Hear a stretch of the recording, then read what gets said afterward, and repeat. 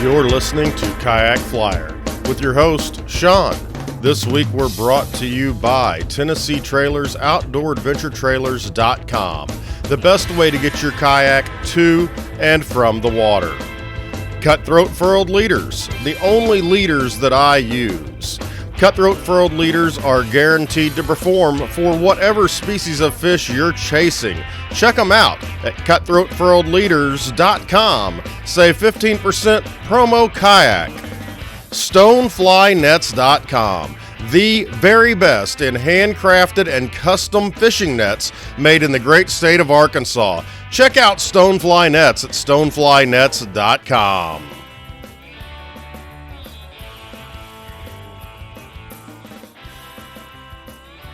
Hey gang, welcome back to Kayak Flyer. I gotta say, some of my favorite guests, you can tell who they are because I have them back again and again and again. And it's not like this is the only time we talk. It's funny because we message back and forth on Facebook, and you develop a long distance friendship. And the Fly Armory is one of those groups that I just can't get enough of these two. I was surfing Facebook the other day, and I see this friggin' turtle of all things, and it's a turtle. You made a turtle fly. Tell me about that. Have you fished it yet? So I know not everyone's viewing, but this is kind of an orange colored one for those that might be able to see. Oh, that's better. There we go. Sorry, changed the lighting. Oh. But yeah, I on TikTok.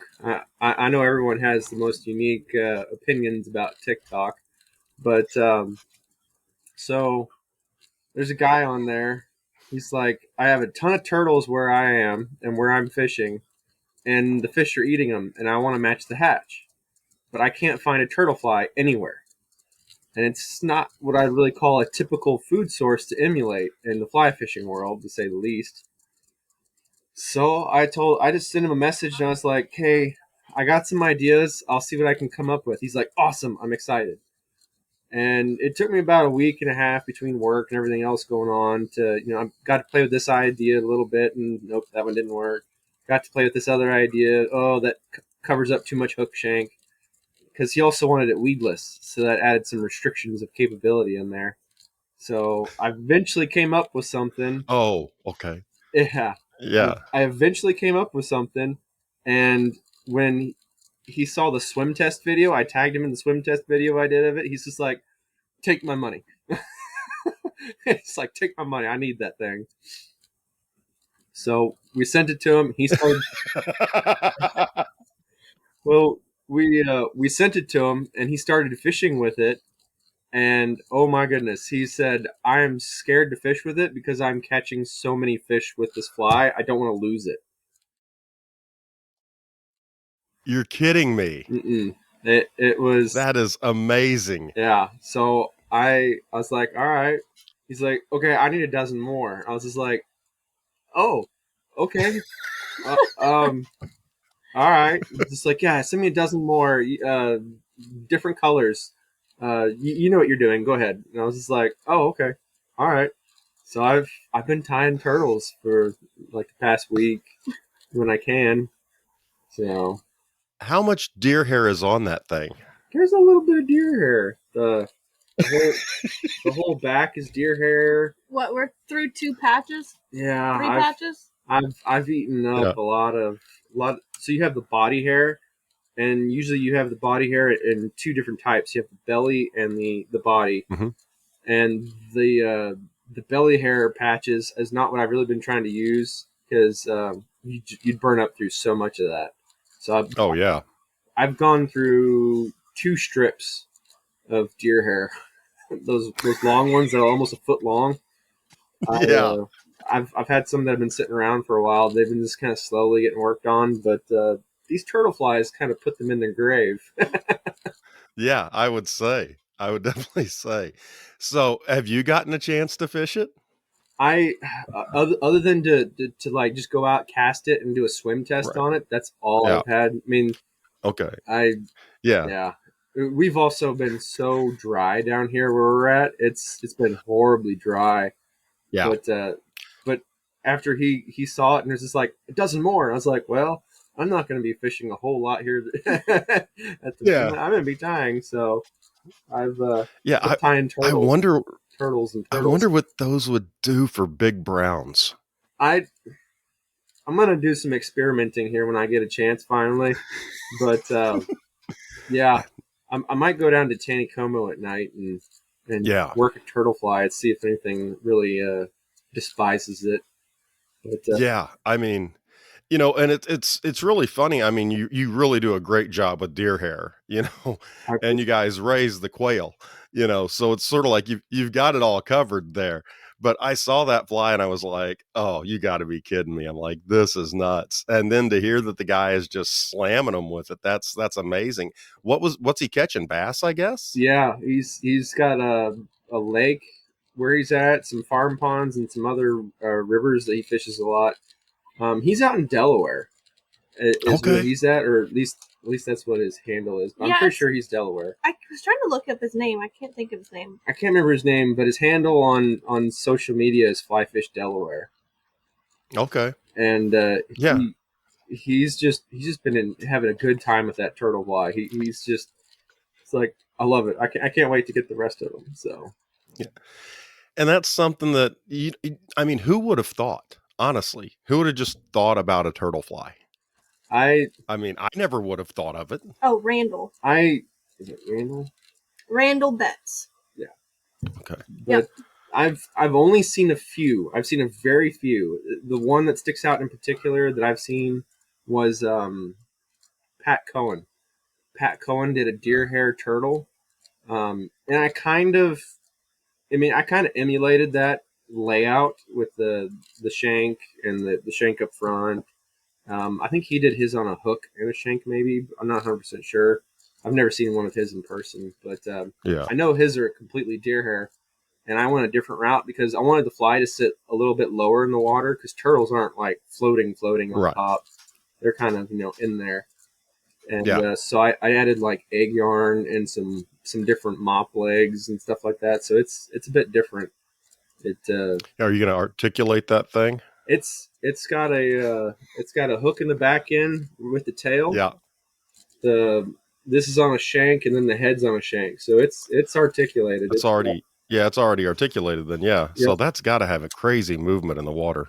It moves pretty good. We were kind of shocked. We swam tested it and like looked at each other and we're just like, oh, it did that. That looks great.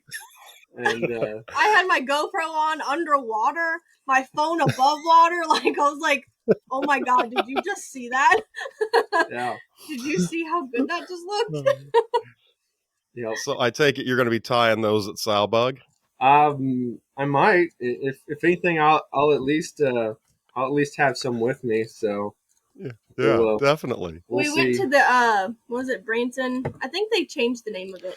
Yeah, Yeah, I almost went. I was like that close to going to that one, but it was just one day, Yeah. and I was like, "Do I really want to drive that far for one day?" Yeah, So like we didn't even see our turtle fly because it was just like being passed around, and then they bring it back, and then someone would be like, "I'll be right back," and then I gotta go show this, and then come back. Well, you have to put a deposit on that thing so nobody steals it. Right. it might not have been a bad idea. Make sure. But it was. Yeah, I know it's we're all it only took like 4 hours, but yeah, carry it around wherever you want to. Right. Yeah. We're a very trusting group. Yeah. If anything, there's only one person at that event that was doing turtle flies. So, Yeah. I think. Oh, there was. There was just me. It was just me that was. Oh, okay, just you. Yeah. Yeah, I think that'd be something that Mike George would probably be really interested in seeing. I wouldn't be surprised if he's done something like that in the past, and maybe it was just a something special. But man, I'd be crazy. It'd be crazy to see what Mike George would come up with and be like, oh, well, here's my version of it or something, but he might tell me my deer hair work probably still needs some more work, which Yeah. I'll be the first to admit that. It's Well, you not saw that. great, but Right. I know. Well, I'm just when you're Hey. talking about Mike George, it's like he's going to tell everybody. Here's your Did you see homework. that Come 3-foot back. snake he had down there? Yeah. He's got the snake and the Finding Nemo, and he's got a shrimp. The guy's a deer hair wizard. Like Yeah. Pat Cohen, Yeah. tremendous deer hair tire. Oh, I can't remember yeah. Sergeant The shrimp is Busters' name. nuts. Joe Jackson. Joe Jackson, another tremendous deer hair. You can just call them all deer hair Mhm. wizards. They're busting out some deer hair magic. Brandon Bales, I think Yeah. Brandon Bales, Panther Branch Bugs.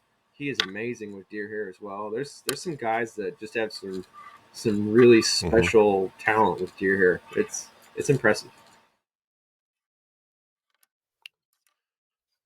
Yeah. Now, Texas Mike, I'm losing his last name right now for some reason. He's been on the podcast a couple times, but he was sitting beside Mike George at Salbug.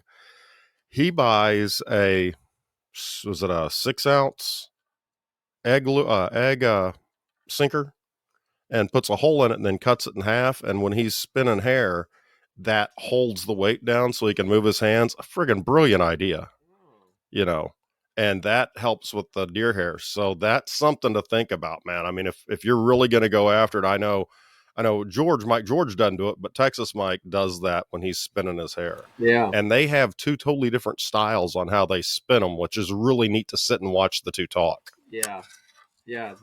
You have like your stacking methods, and then you have your spinning methods. Excuse me. And then you have your other methods.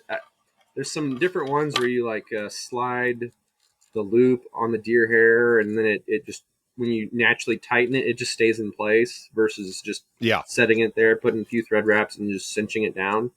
It's insane what's capable of being done with that stuff. I'm not there yet. Yeah. I'm working on it, but it's I feel pretty good where I'm at, but I'm still trying to master the putting colors inside of colors. That's you're not tough. You're not putting the white in and then putting the black inside the white for the eyeball. No, I'm not there yet. Maybe a couple more lifetimes. Yeah.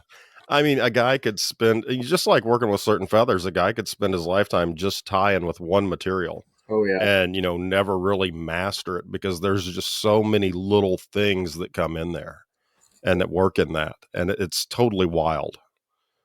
At least that's what I think. Yeah, no, I agree. I agree. There's so many avenues you could take with it, and you get that one person that just, they see life a different way. They see the capabilities, and they just have a different approach to it, and they're just gifted. They might have to learn, but they still just have some sort of miraculous gift to do it. Yeah, it's just absolutely wild. And looking at these guys, and we know the Salbug's going to be March 21st, 22nd, 23rd this year, or the 2023. So I'm sure Mike George will be back. I know Mike from Texas is going to be back. Mike Lack I think he's coming back. It just sounds like there's going to be a just as many people, if not more, this year. So I think it's going to be really awesome. Neil Poltz is even thinking about coming in from California. So that was kind of cool. Yeah. Which would be really neat to talk to. He's got some interesting stories, man. Like he was doing work out at Area 51 and he's got some really cool stories. So he's got alien flies. I'm not sure how much of it I can discuss, but I may get him on around Halloween and have him tell that story just because it's such a cool story. Have a podcast that's got redacted elements to your podcast. Yeah. The FBI storms my house like Mar-a-Lago, You can't be talking about aliens on your fishing podcast. We know you're out there, E.T. We know you're out there. Yeah, it's absolutely wild. I feel ends live. Yeah. I think for October, I think we're gonna get Neil Poltz on here to talk about that, and then we're gonna go with Jeremy Corbell, and then we're gonna go with what's his name that worked out there at Area 51 that built all the big alien guys. We'll get Joe Rogan in here to talk about aliens. Aliens and fishing. Are they friends with the Bigfoot guys? I don't know. They I should find out if the alien guys and the Bigfoot guys are friends. You might have some sort of hookup there because maybe that's what the missing link for the Bigfoot guys is. They can't keep up with Bigfoot because the aliens just give them a lift all the time. Yeah, well, I think the aliens drop off crates and crates of Bigfoots. I think that's how they get here. It's the aliens. That could be it. Yeah, that's also why you get trout that, or aliens brought trout, because they're not the nicest fish. So how has business been this summer? I know everybody I talk to, they say that things have sort of slowed down. People aren't spending quite as much money. Have you guys seen that reflected in your shop and the shops you sell to? Maybe a little bit. When we first kind of popped out there and introduced our product, it was just like people were it's like introducing them to drugs or something, they're just like, oh my goodness, what is this stuff? And Yeah. I wouldn't say it's faded, but people already have it, so we're maybe just Right. waiting until they run out of some feathers, or Yeah, I don't know. that's kind of what I was wondering, how that momentum would keep going, because if you buy one or two, it may be a little while before you get through it. I mean, it's not everybody's like Ludwig and tying, 55 flies a day, Well, she's working on that. She did crank out, what was it, 6 dozen hoppers yesterday, the other day before on Sunday. Yeah, she was a machine. That's a lot. I was like, I don't ever want to look at another hopper again. Yeah. A few days Yeah, later. I can understand. As I you can wait till for 4 days. You can wait till September and come back on Drinking on the Fly. We're relaunching that in September now that Kyle's got things slowed down, so you'll have to come on and show us how to tie a hopper. Okay, I can do that. Probably in my sleep. No. You're like, and then it's just bored out of your mind, just mind-numbingly working like the guy scanning groceries. She's so. Yeah, let me show you this tray. I'll put the lid down on this thing so it doesn't spill. You probably can't see through it. I don't know if you can see through that or not. Oh, good Lord. That is a lot of hoppers. Yeah. Yeah. Are you selling those, or you just lose a lot of flies? I catch trees. Flipping 7X tippet, you break it so easy. No, they're for sale. Okay. I was starting to wonder. I'm like, I know my fly box looks like that because I lose a lot of flies, but I didn't know about you. Oh, so with it being dry and everything and being as hot as it is, how's the water down in that part of the state? Because it's really low here on my side. The Ozark rivers are just real, except for the other day when the 11 point, when Current River flooded. But, if it gets much worse down here, we finally just got some rain last night and today. But I was going to say, if it gets much worse, they're going to have to rename Roaring River to be Roaring, well, not even Roaring anymore. It'd have to be Trickling Creek. Yeah. But, and how are the lake levels doing? Because, I mean, you guys are generating electricity off those lakes, so they have to pump them. Yeah. How's that? How low are the lakes? The lakes have been dropping a bit too. They're probably at the point where they're going to have to they're going to have to shut them down and not really be generating, or they're going to have to really be dropping the lake levels pretty low. Wow. Are we going to start finding bodies out there too? Like they did at Lake Mead? There's no telling. There's no telling around here in the Ozarks. Or telling who you'll find. Well, there's Jimmy. We ain't seen him in 25 years. Hey, if anything, on a more positive note, it'd be like, oh, the lake level's down a lot more. Let's go find those tree stumps where we've been snagging up on all those flies. Yes. You could clean up. Oh, yeah. It's like Cooper. Whenever we go out, he takes that magnet and I get 4 new lures every time we go out. It's great. But, yeah, I mean, the water levels just being absolute in the basement, and that's putting more pressure on the fish. They've got less places to hide. The water temperature is up and it's not as deep, so it's not cold down at the bottom. So especially with trout, that's really hurting the trout fishing, I'm sure. Oh, yeah. Yeah, we haven't fished and I can't even tell you how long. It's just too hot. The water temperature's too warm. In particular, trout, you just if if you're wanting to go trout fishing, you're going to have to go to a park. A place that's not Yeah. a wild fishery. You're going to a put in takeout spot. You're yeah. It's Yeah, just just got to the treat. ones that are put in there just for you to catch. Yeah, Right. the dinner table fishing spot versus the more wild natural fishing hole. Yeah. Yeah, I was really wondering about that because, I mean, I've gone, in the summertime, but it just seems like this has just been abnormally dry. Yeah. So it's like we were talking about floating, and I told my wife, I'm like, I don't think you even want to go like to Current, because even some of those places that are kind of low, out there by Alley Springs and stuff on the jacks, like they're going to be horrible right now, You're gonna be dragging instead of floating. You Yeah. drag through the shallow spots, maybe float for a little bit through a pool, and then you drag through again, and no, that's Yeah. not a It good just challenge at becomes all. no, yeah. Yeah. It's no fun at that point. But, one of the things that is, like we started to talk about before about people buying stuff. I'm just really wondering how much, because how much people are spending right now.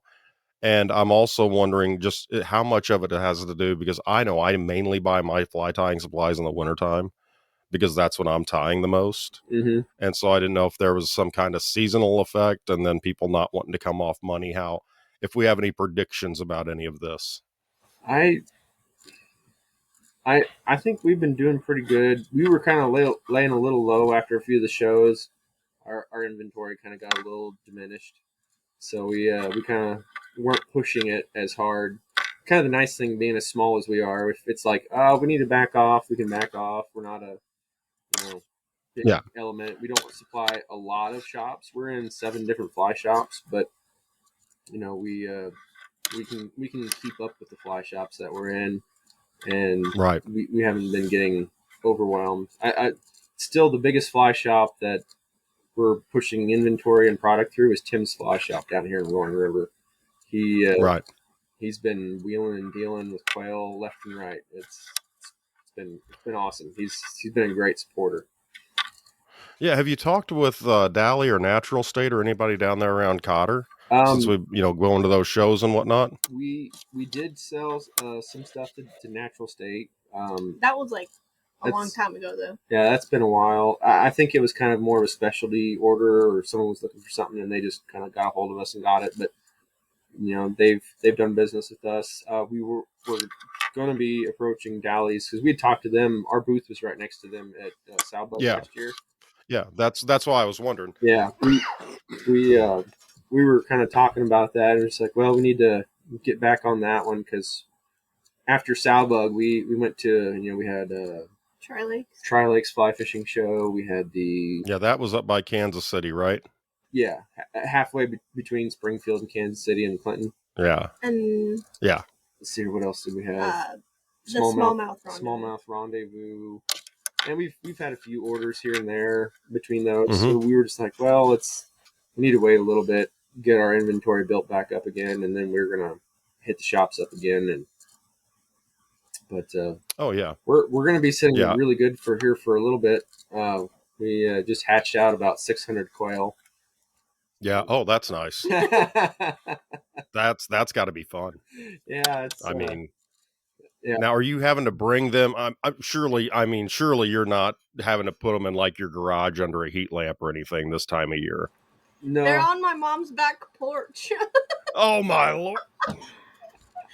She has a glass-in back porch, and she has like totes of quail with heat lamps, just like her whole back porch. And I picked up 181 birds on Saturday, mm-hmm. and then I went Sunday to pick up the rest of them because we have a friend hatch for us. And my mom's like, "If that's a quail, you get out of here. Like, do not bring that tote inside." That's funny. Yeah. Now, when you're talking about hatching this many, are you selectively breeding these? And if so, can you walk me through what makes a good breeder? I'll let you do that one. Oh. We do have a select breeder program, but she covers the genetics and that side of things on it. So I'll let her cover that. What do we have? We have You just tie turtles, yeah. He's good at skinning birds too. Yes, boss. I tie turtles. I skin birds. Oh, I the have hired help. eight different breeding cages. Also, all the colors are separated. Male-female ratios are correct. And then, I don't know, one bird might be prettier than another bird, but technically the same color. So we butcher Right, one and keep the prettiest of the certain colors. That's all we do. right.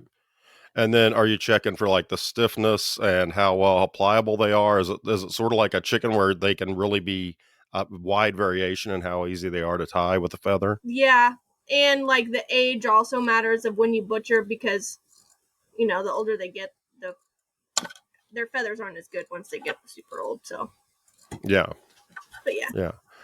Well, that's interesting because I mean, you guys obviously have what appear to be colors that I haven't seen on a quail in nature. Right. So I'm assuming that there's some selection that goes through that. And I didn't know how hard I guess that is to do or to come up with or how many times you try it and then it doesn't work and then you've got to go back to the drawing board. Yeah, genetics are great. There's it's a wild. Sometimes you can have a specific colors, but they'll throw other colors. And you think you Right. finally have it bred out, and then where'd this white one come from?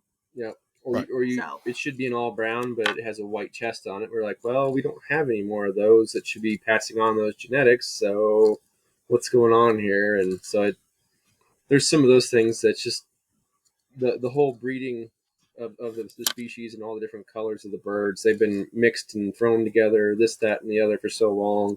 Some of those genetics are going to carry certain traits of one and traits of another, and you're never going to throw true one color necessarily all the time. There's always going to be a little bit of variation at some point Yeah. or another, but Yeah. And I think a lot of people may think when we're talking about quail, these don't look like wild quail. You didn't just go out and shoot these and use that skin. So if you haven't checked out the Fly Armory, I urge you to do that because these are excellent replacements for a lot of other feathers.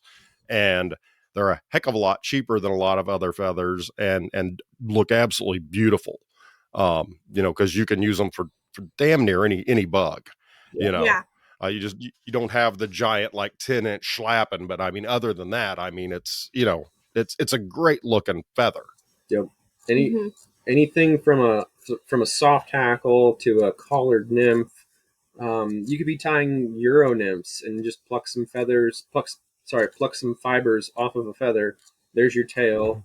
You could thread body, wire, whatever, maybe a little bit of dubbing, throw in a little collar. You could make it really simple. You could take it down the route of matukas.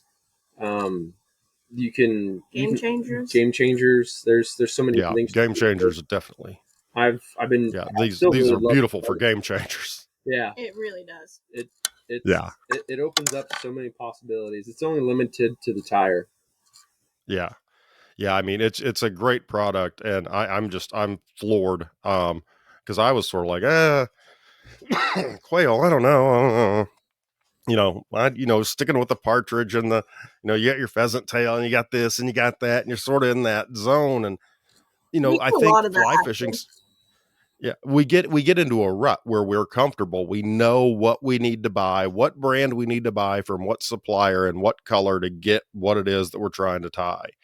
And sometimes I think taking a leap and trying something, a lot of us and a lot of guys have been burned, but this is not one of those times. I mean, these are absolutely great. People will come by and be like, do you have partridge? And we're like, no, but this is just as good and more colors. And they're like, nope, it's not partridge. And I just keep walking. And I was like, just tie with it. Like, we have feathers for you to tie with. Just come tie something, man. They're both in the same species of bird. That upland small bird. Yeah, they're in the grand scheme they're relatives. They're right, not too dissimilar, but going through the process of. Is that one still out over there? Yeah, grab that one. I'll grab that other one for the those watching. Okay. Yeah, and if you're listening to the podcast you want to watch, you can always head over to the Kayak Flyer YouTube page. That's where we have these posted up with video. This one's really pretty. And my favorite. You got birds laying around the house. Yeah, they're everywhere, man. If it's not Well, I saw deer your hair, post that it's you quail could. feathers. I saw your post that you couldn't keep up with sweeping and cleaning and everything else, and having all the animals. So you were going to give up your broom and your vacuum and everything. Everyone was like, "What?" And then they read the bottom and Yeah, they're like, "Ah, we should have known better." yeah, yeah. You got me pretty hard with that one. Oh no, that's beautiful. That is absolutely beautiful. Yeah. And for you guys at home, it's a got some brown and black to it, some darker shades, and then it looks like it's gray or white Yeah, it's like along a with it. tan, brown, black. It's like a mottled. We call Yeah, that and color mottled pearl, but it mm-hmm. so think of the base coloration of the bird is like a kind of a creamy tan color, and then some of the quills in this particular one, the quills are actually black, and then you'll have a little bit of like a gingery tan coloration to black and a little bit of gray in there, some kind of ginger tones of that nature. So Yeah, that's just and one. that mottled look just screams buggy. Mhm. It just screams buggy. It just looks beautiful. Yeah, Looks absolutely beautiful. and then our base birds that we have, the wild brown. Mm-hmm. Yeah, they're gorgeous. Yeah. Yep. They're gorgeous, and there's nothing you could do with a partridge that you can't do with this. Oh, Right. absolutely. Partridge is a great time material. Don't get me wrong at all, but it's limited in color possibilities.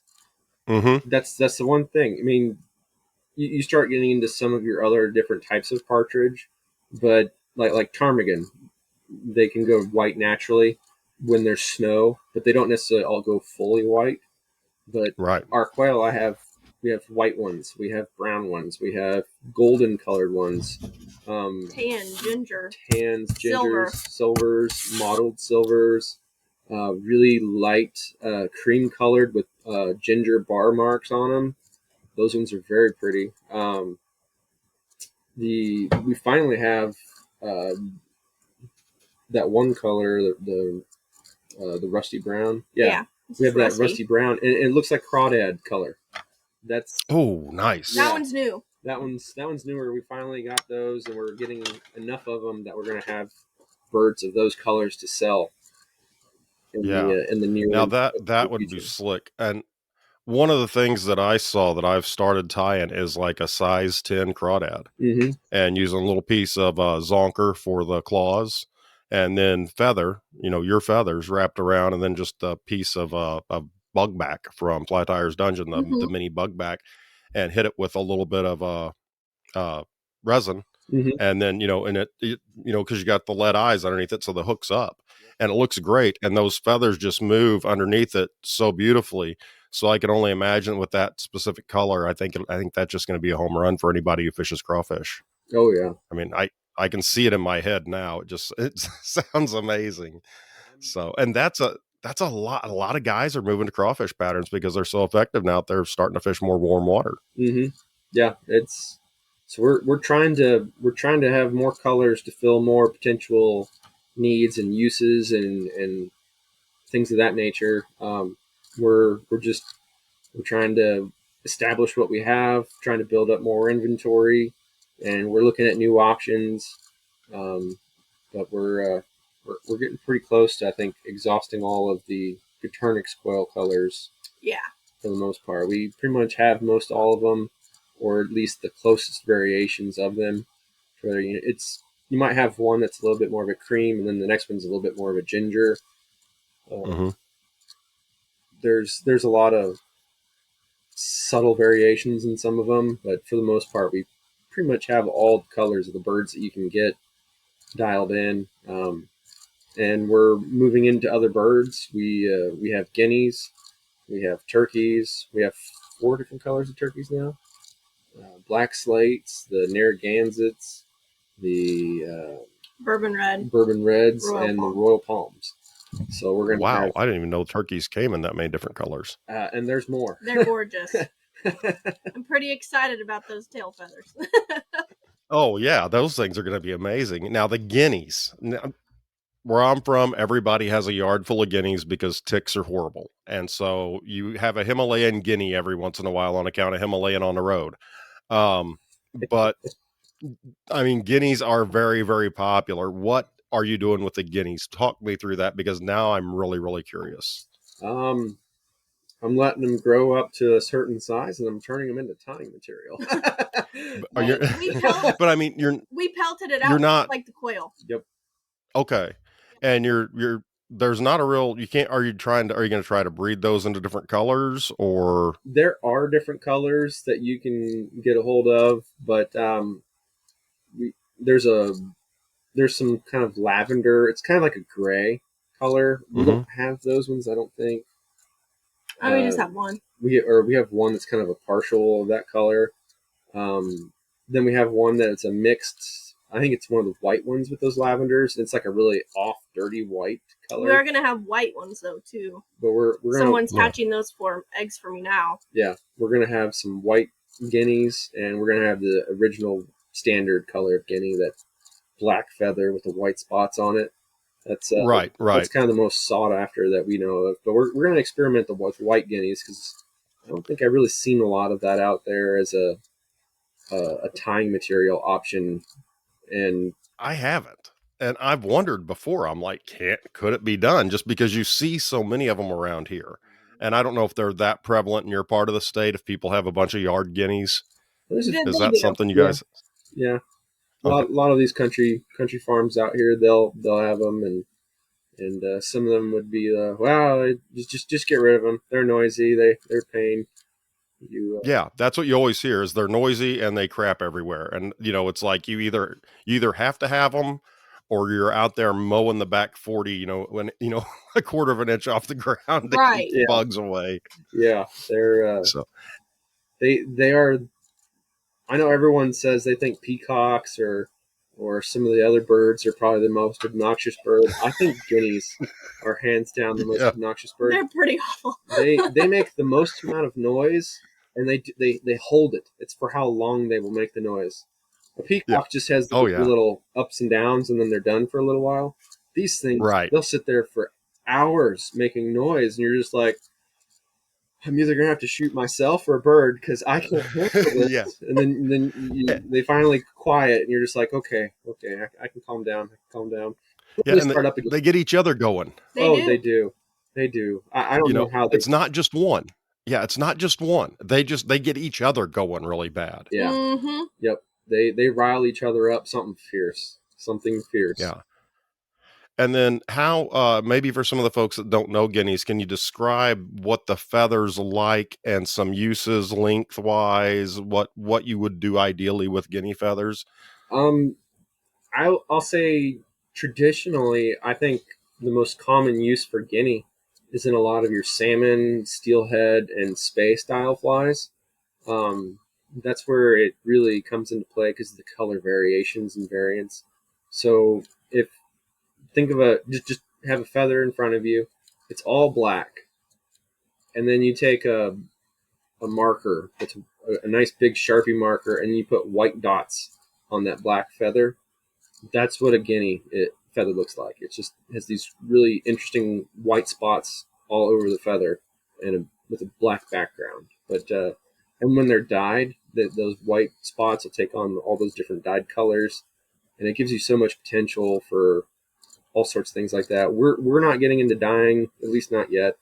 We're not getting into dyeing at this time, but it's a really unique feather because it adds texture and depth with that color variance. It's a really cool tying material.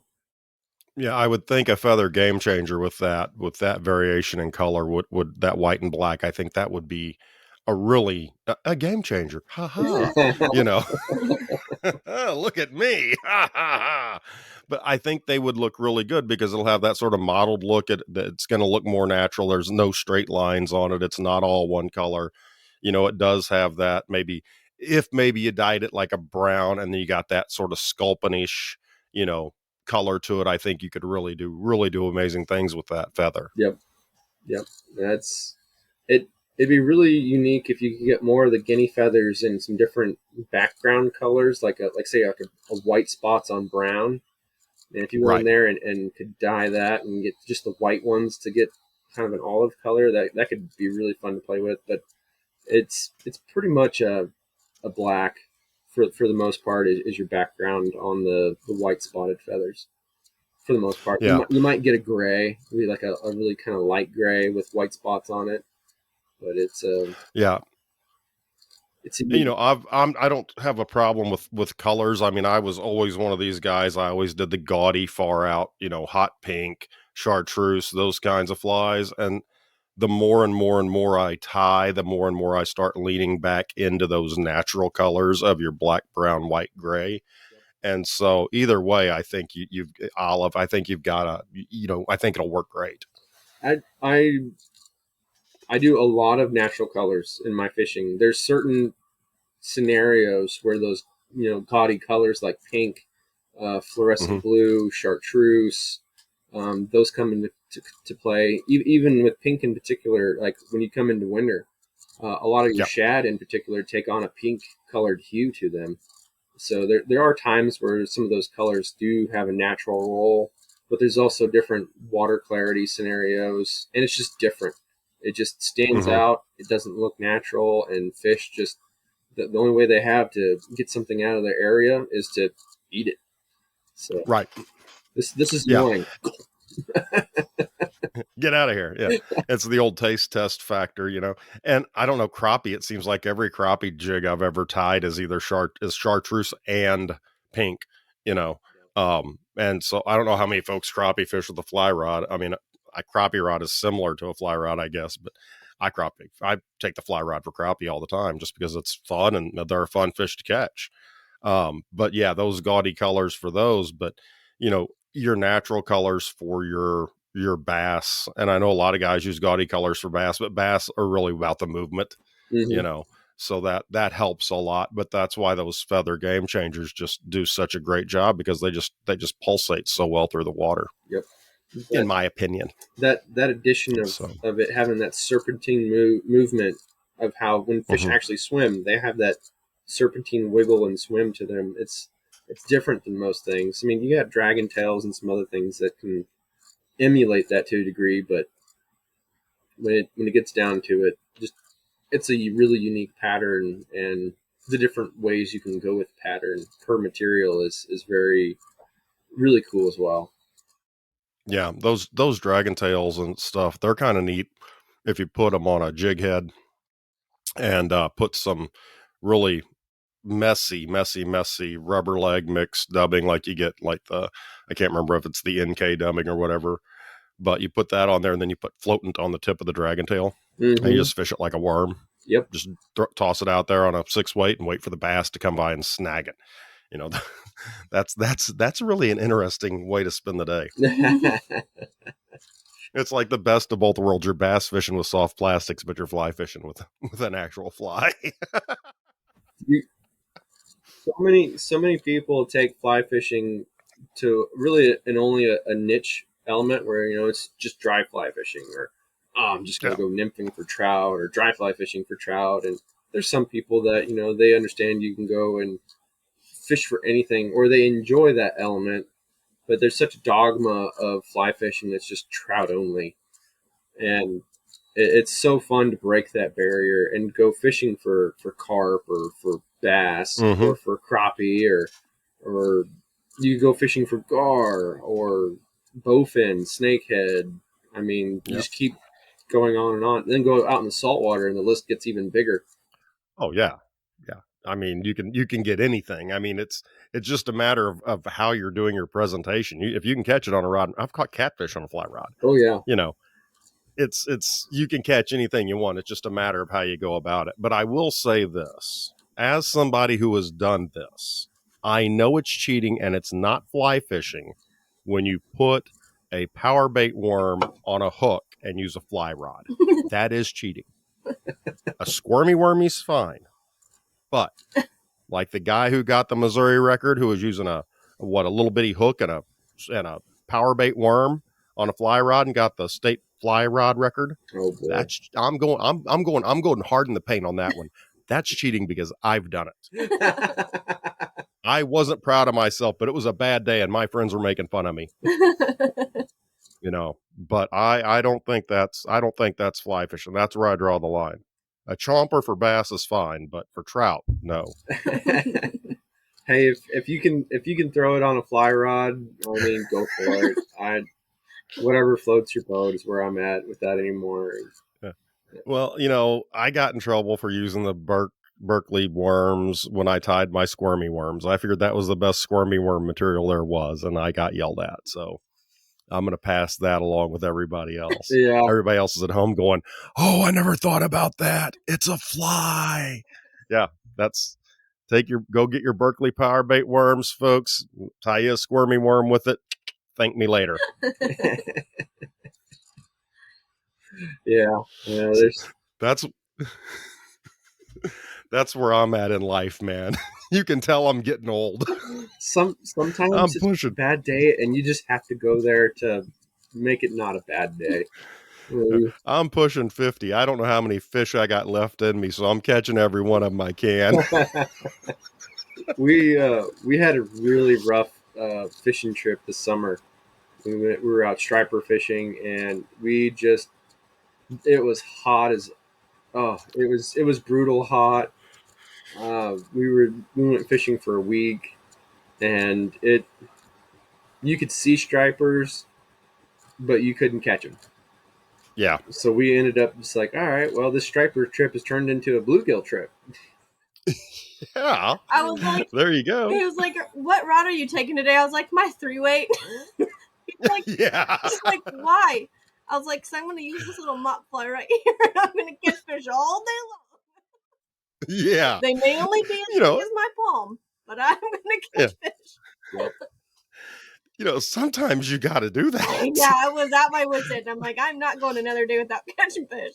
If we wouldn't have done that, we probably wouldn't have caught a single other fish.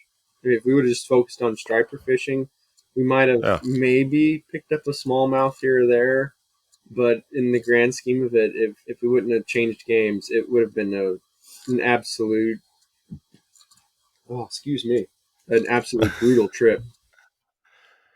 That happened to me on a Louisiana trip trying to catch redfish, and they just weren't cooperating.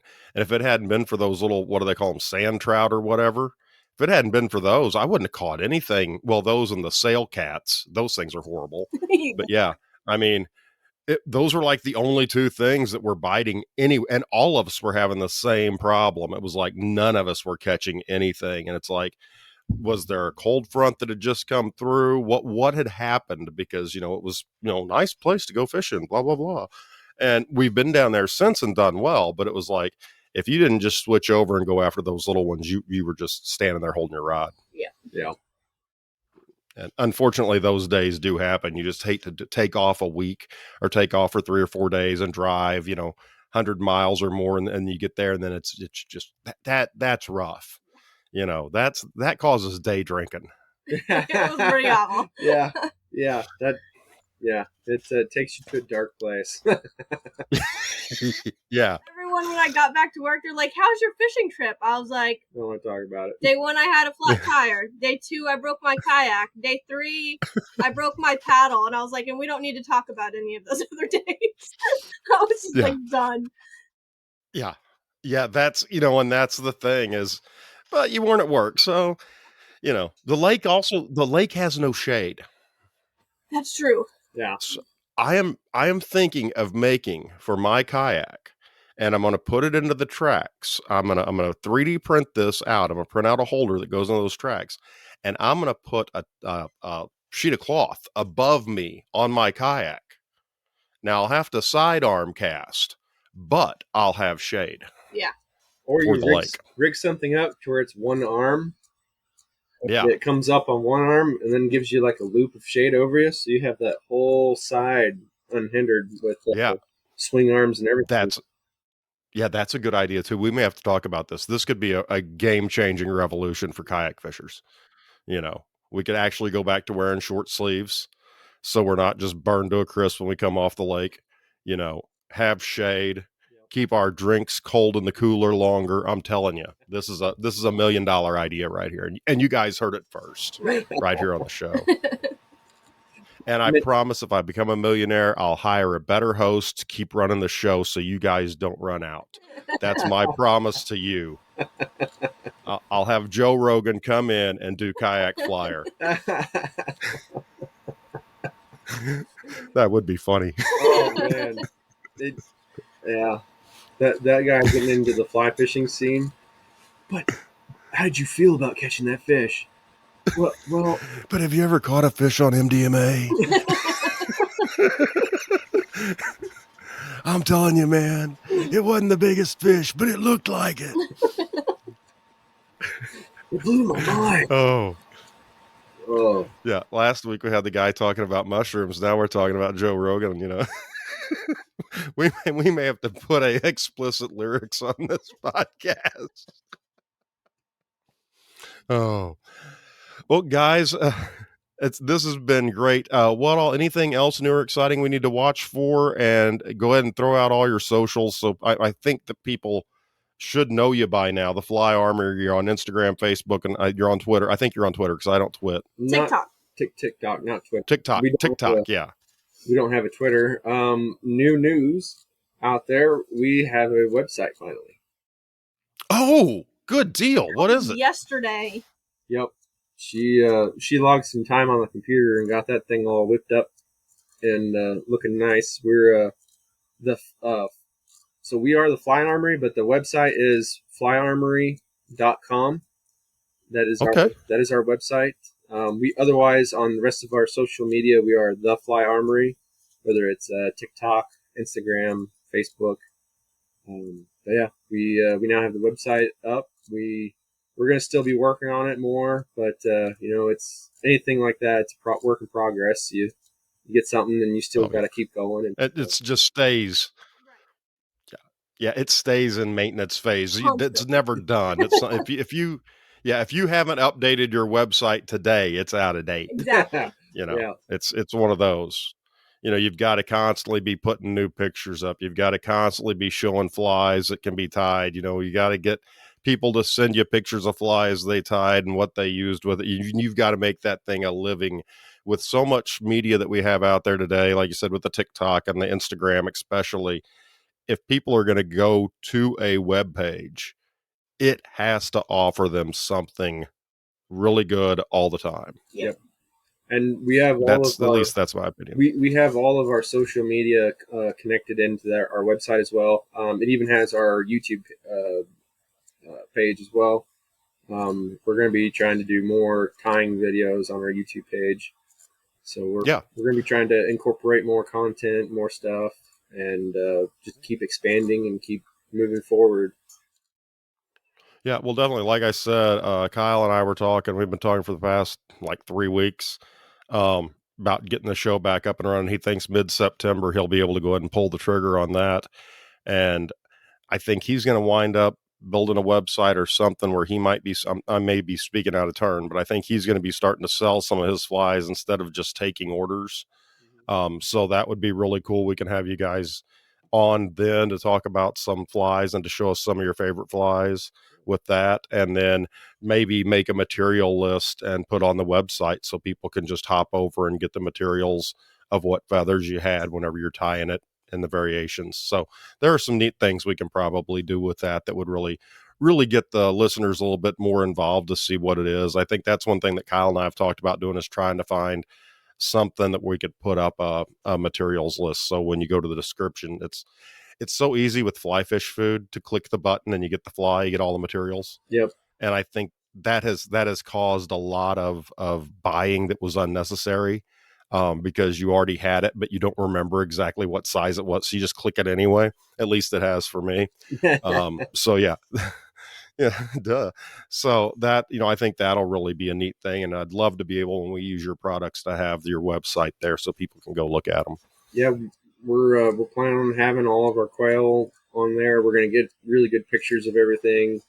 We're going to have flies on there, open up the store eventually. It's just, like I said, it's a work in progress. You just got to chip away at it what you can, when you can. But, yeah, and you two are young and you got real jobs. This isn't like this is all you do. I mean, you guys have 9 to 5s, just like, most people. well, not most people in this industry. Most people in this industry, are working 72 hours a week to pay for whatever vise they just bought that they've got 3 more of in the closet. I'm not talking about my addiction to fly vices. I'm not. So, I was like, while you're out of it, but talk me out of the one I'm trying to buy. I am beating my head between the Stonfo transformer and just breaking down and doing the damn Norvice.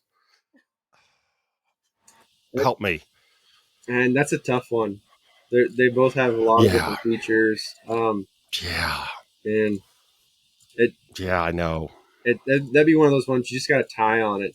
When it gets really tough like that, it's just like I got to find one to tie on and then make my decision from there. Yeah. She's been tying so much, we're gonna get her a newer vise, and we're kind of like, well, Stonefo Transformer or Yep. this Regal, yeah, Yeah. or Regals You go look into good. Cabela's, and there's just like Mm-hmm. a gun counter, and you can Yeah. pick up everything and drool on it and not like it and put it back. But you can't do that with vices, and that's what I want. Mm-hmm. I want some mom and Yeah. pop shop to have every vice, so I can go in there and tie on it and like see how good it is. yeah. Yeah. So, but And how close are you to your local fly shop? I mean, we got 20 minutes. Tim's Fly Shop. We're about 20 minutes from him. He's and that's the thing. I mean, most places they can't keep all those different vices. That's a lot of inventory. Right. But you convince him to do a tying demonstration day There you go. and get everybody to bring all their vices. Right. And then you sneak down there and tie on them. That's Right. the only way I can see it. Yeah. Yeah. Outside of maybe some of these like really big conglomerate fly shops or these big tying Yeah. events or maybe like Yeah. going to like iCast or something like that in Colorado, those would be the only ways you're Yeah. going to really get your hands on all those different vices and see what they're like. But man, it's tough. I'm a Dyna King fan personally. Mhm. That's where I've always loved my Dyna King vices, man. I love them, but she needs an upgrade, and we're trying to narrow it down. So we'll see Oh. what we come up with. Oh yeah. Yeah. Yeah. Well, keep me informed because like I said, a friend of mine bought a bar and needed help. Of course, you can't find it. You can't hire anybody. Nobody wants a job. And so I'm bartending this summer while I'm off. So I'm working 5 days a week in the summertime bartending, and I've got some money squirreled away that, I really it's cash. So I, have to go buy the gift card to buy anything online. So that, the government doesn't find out about it. Not that I would ever do anything illegal to be audited by. I claim every one of my tips. I do. So, but yeah, I'm thinking about spending some tip money on a new vice, and it's just like I talked to one person, and they're like, "Go this, Tim Camisa, Stonfo, get the Stonfo, get the Stonfo, get the Stonfo." Talked to Mike Hawkins that I met at the Salbug, and it's like it's Norvice, and I'm like, I don't know what to do. I know, I feel the same way. There's so many out there. I would love to get my hands on an old is it Laws vice? I can't remember the guy that came up with that, but just the design of it. I really don't like tiny dial knobs on vices. Mm-hmm. I like Yeah. Just big components. I don't have to sit there and adjust this, and then I just want slight adjustment here with this one thing, click, and it's in place. That's kind of my struggle with vices, And that's kind of why the transformer, I'm leaning so hard into the paint for it, because you've got streamer jaws, you've got small jaws, and then the tube fly stuff's already there. And as I'm telling you, I've got to start tying tube flies just because I go through so many flies that are getting tore up by bass with nasty mouths. Mm-hmm. So, I don't know. That's where I'm leaning, but I'm sure the entire audience wanted to hear our private conversations about our vice woes. I should have waited till we were over for that. All right, guys. Some use out of it. Yeah. And now it's a tax write-off because we used it on the show. Hey, bam. Tax write-off. I love that. It's like, well, did you you went to so-and-so. Did you write off the mileage? I didn't know I could. Well, did you go fishing? Well, I thought about it and I looked at some spots. That's a tax write-off. Oh, Research and all right. Yeah. Research and R&D, baby. R&D. That's what it is. Guys, this has been a fun show. It's always a fun show with you two. You crack me up. Just think you're the greatest. Love your product, man. I can't urge other folks enough to go over and check out the Fly Armory, flyarmory.com now. Go over and check out the new website. And again, I'll see you guys. I know I'll see you at Salbug, but if anything's coming up more towards my side of the state, let me know and we'll get together. Right. Sounds good. Sounds good. All right. And we'll see everybody else next week.